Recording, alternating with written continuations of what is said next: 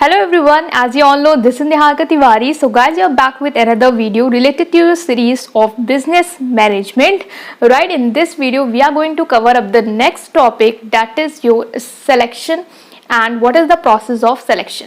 Right, इससे पहले हम लोगों ने बहुत सारी चीज़ें हैं जो स्टाफिंग को लेके, प्लानिंग को लेके, ऑर्गेनाइजिंग को लेके सब कवर अप कर रही है. स्टाफिंग का ही टॉपिक चल रहा है यहाँ पे आपके साथ. और इसका जो नेक्स्ट टॉपिक, जो सब पार्ट हम पढ़ने वाले हैं स्टाफिंग से रिलेटेड, वो है कि इसमें सिलेक्शन का मतलब क्या होता है और एक सिलेक्शन की पूरी प्रोसेस क्या होती है, मतलब किस तरीके से हम कैंडिडेट को क्या करते हैं, सेलेक्ट करते हैं. ठीक है, बहुत ही इंपॉर्टेंट है क्योंकि सिलेक्शन का स्टेप जो है वो आ जाते हैं, पेपर में पूछे जाते हैं. तो इसको अच्छे से देखेंगे. पहले पार्ट्स नहीं देखे हैं तो चैनल की प्लेलिस्ट में जाके देख सकते हैं. चैनल को करेंगे सब्सक्राइब नहीं किया, अपने फ्रेंड के साथ इस वीडियो को शेयर करेंगे. Right guys, so without any further delay let's start this video.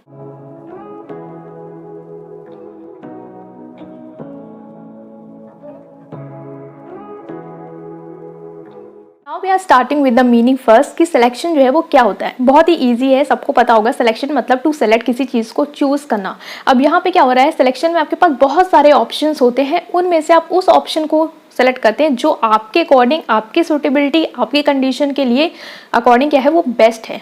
Like suppose करें, बहुत ही ईजी एग्जांपल जो कंफर्टेबल होगा आपकी रियल लाइफ से, वो ये है कि अगर आप किसी शॉप में जाते हैं, सपोज करें आपको कोई जीन्स खरीदनी है, तो अब आपको बहुत सारे वो ऑप्शन दिखाते हैं जीन्स का, अलग अलग टाइप्स की, अलग अलग कलर की, अलग अलग साइज़ की.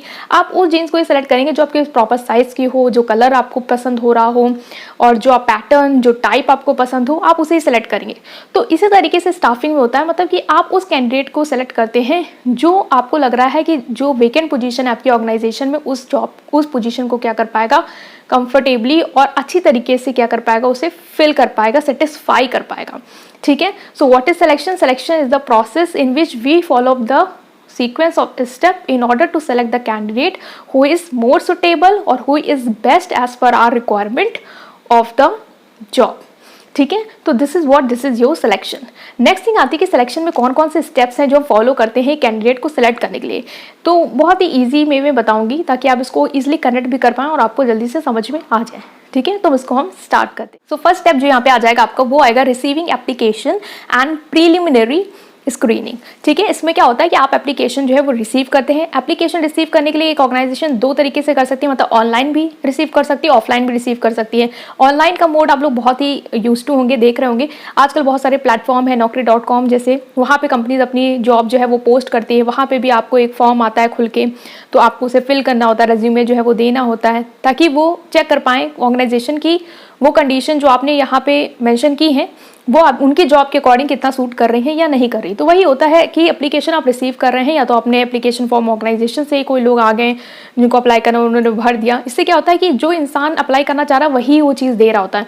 तो एक तरीके से आप इस पर रिलाई भी कर सकती है ऑर्गेनाइजेशन कि हाँ, जिसको मतलब जिसने भरा है उसी को जहाँ पे जॉब करनी है, तो ऑब्वियस उसने सही डिटेल्स जो है वो भरी होंगी. यहीं पे प्रीलिमिनरी स्क्रीनिंग आ जाता है या प्रीलिमिनरी टेस्ट आ जाता है. इसमें क्या होता है कि आप एक तरीके से कैंडिडेट जिन्होंने एप्लीकेशन फॉर्म दिए हैं उनको बुला सकते हैं एक पहला छोटा सा इंटरव्यू के लिए, ताकि आप उनके बारे में और ज़्यादा डिटेल्स जो हैं वो जान पाएँ जो आपने उस एप्लीकेशन के फॉर्म के थ्रू नहीं पूछी हैं. ठीक है, तो ये एक पहला स्टेप है, इसको याद रखेंगे, receiving application and preliminary screening. ठीक है, नेक्स्ट जो आता है वो आता है आपका सिलेक्शन टेस्ट. अब आपने एप्लीकेशन रिसीव कर ली और एक तरीके का पहला जो इंटरव्यू है, ठीक है, शॉर्ट इंटरव्यू है, एक इंट्रोडक्टरी इंटरव्यू, वो आपने ले लिया.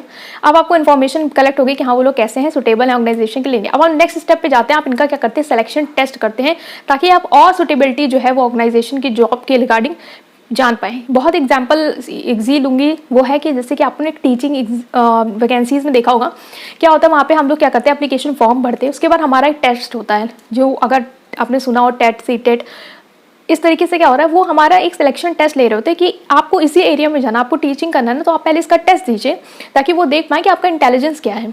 बहुत सारे और भी एग्जाम होते हैं जहाँ पे कहते हैं सिलेक्शन टेस्ट होते हैं, जैसे कि कोई भी गवर्नमेंट जॉब है तो वहाँ पे भी क्या हो रहा है, आपका सिलेक्शन टेस्ट लेते हैं, वहाँ पे पर्सनैलिटी टेस्ट से रिलेटेड क्वेश्चन आते हैं. इसी तरीके की ऑर्गेनाइजेशन भी जो होती है वो भी अपने टेस्ट जो है वो कंडक्ट कराती है, प्राइवेट ऑर्गेनाइजेशन वगैरह भी. इन लोगों का काम क्या होता है कि ये आपका सिलेक्शन टेस्ट ले रही होती है, जिसमें एप्टीट्यूड के कुछ क्वेश्चन, जनरल नॉलेज के कुछ क्वेश्चन, इंटेलिजेंस रिलेटेड, पर्सनैलिटी से रिलेटेड डाल देती है, ताकि वो देख पाएँ कि आपके अंदर क्वालिटीज़ हैं या नहीं जो वो जॉब दे रहे हैं उसकी रिगार्डिंग, आप सुटेबल हैं या नहीं, आप बैठ पाएंगे या नहीं. ठीक है, तो इस तरीके से क्या होता है, ये भी एक स्टेज है जो आती है इसमें ठीक है, तो इसको भी आप याद रखेंगे। Next is employment interview. आपने क्या कर दिया, उनका एप्लीकेशन ले लिया, उनका इंट्रोडक्टरी जो एक इंटरव्यू था वो आपने ले लिया ताकि थोड़ी बहुत इन्फॉर्मेशन और कवर अप कर पाएँ। देन आपने उनका सिलेक्शन टेस्ट ले लिया। अब सिलेक्शन टेस्ट देके जो लोग आगे आते हैं उनका आप क्या करते हैं, एम्प्लॉयमेंट इंटरव्यू लेते हैं। मतलब कि आप उनको एम्प्लॉयमेंट देना चाहते हैं तो अब उनसे रिलेटेड इंटरव्यू ले रहे होते हैं। बहुत सारी चीज़ें क्या होता है, कुछ लोग होते हैं ना तो टेस्ट में तो बहुत अच्छा कर जाते हैं, लेकिन जब उनको बोलने की बात आती है तो वो बहुत ही चुप हो जाते हैं, वो उतना प्रेजेंट नहीं कर पाते हैं। कुछ लोग होते हैं जो टेस्ट में इतना अच्छा नहीं कर पाते, लेकिन उनकी जो पर्सनैलिटी है, बोलने का जो वे है, वो काफ़ी इंटरेस्टिंग होता है, काफ़ी ज़्यादा आपको अट्रैक्ट कर रहा होता है। तो एम्प्लॉयमेंट इंटरव्यू भी बहुत इंपॉर्टेंट होता है क्योंकि आप एम्प्लॉयमेंट के सामने सामने उसकी पर्सनैलिटी को देख के एनालाइज कर पाते हैं कि वो ऑर्गेनाइजेशन के लिए सुटेबल है या नहीं। इसके साथ ही साथ ऑर्गेनाइजेशन भी अपने रूल्स के बारे में बता सकती है, उसको कंडीशंस के बारे में बता सकती है, ठीक है, जिससे कि एक जो एम्प्लॉयर उसको भी एक आइडिया मिल पाए कि हाँ, जिस ऑर्गेनाइजेशन के साथ मैं काम करना चाह रहा हूँ वो मेरे लिए भी सुटेबल है या नहीं।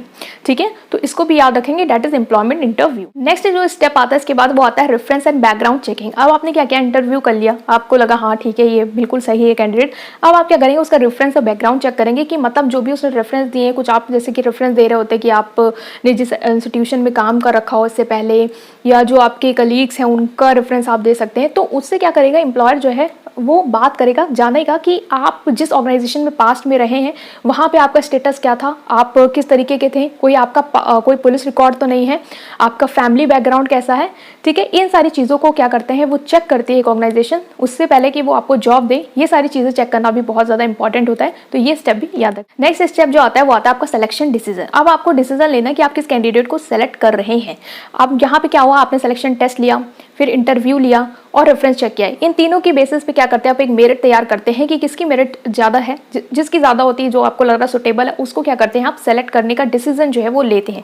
तो ये क्या है, एक डिसीजन मेकिंग स्टेप आ जाता है कि यहाँ पे आपको क्या करना है, सिलेक्शन डिसीजन जो है वो लेना है। जो सिंपल है that is physical and medical examination. बहुत सारी ऑर्गेनाइजेशन जो है वो फिजिकल और मेडिकल एग्जामिनेशन लेती है। सिंपल आपको पता है क्यों ले रही होगी फिजिकल मेडिकल एग्जामिनेशन, ताकि वो देख पाए आप मेडिकली फिट हैं या नहीं, मतलब फिजिकली फिट हैं, आपका कोई मेंटल इशू तो नहीं है, आपका कोई हेल्थ इशू तो नहीं है, आप ऑर्गेनाइजेशन में जैसे कि है कि 8 घंटे काम करना, तो क्या आपकी बॉडी है इस तरीके की वो 8 घंटे या उस तरह का टास्क जो है मेंटल लेवल पे कर पाए।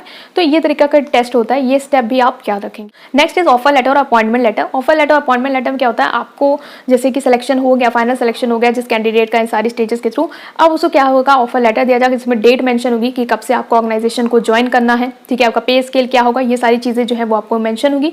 तो ये आ जाता है स्टेप जो कि होता है आपका ऑफर लेटर या अपॉइंटमेंट लेटर। लास्ट स्टेप जो आता है वो आता है आपका कॉन्ट्रैक्ट ऑफ एम्प्लॉयमेंट। जैसे कि आपने अपॉइंटमेंट लेटर दिया, उसने ऑफर लेटर जो है वो एक्सेप्ट कर लिया, अब उसने उस डेट में जो मेंशन थी वहाँ पे क्या करा, रिपोर्ट किया। अब क्या होता है, वो जो भी डॉक्यूमेंट्स होते हैं, सर्टिफिकेट होते हैं, आप वो सबमिट करेंगे। उसके बाद एक कॉन्ट्रैक्ट जो होता है एम्प्लॉय के बीच में साइन होता है कि पे स्केल क्या होगा, कितनी डे किसकी लीव होगी। ठीक है, तो ये सारा प्रोसेस जो है वो पूरा होता है सिलेक्शन प्रोसेस का। मतलब स्टार्टिंग आपने की कि आपने एप्लीकेशन को रिसीव किया और एंड आपने की कि आपने जो कॉन्ट्रैक्ट है एम्प्लॉयमेंट को वो साइन किया। आई होप कि ये सारे स्टेप जो है वो क्लियर हुए होंगे। इस पर कोई भी डाउट है कमेंट सेक्शन में पूछ सकते हैं। वीडियो पसंद आई है please press like button and subscribe to my channel. Thank you.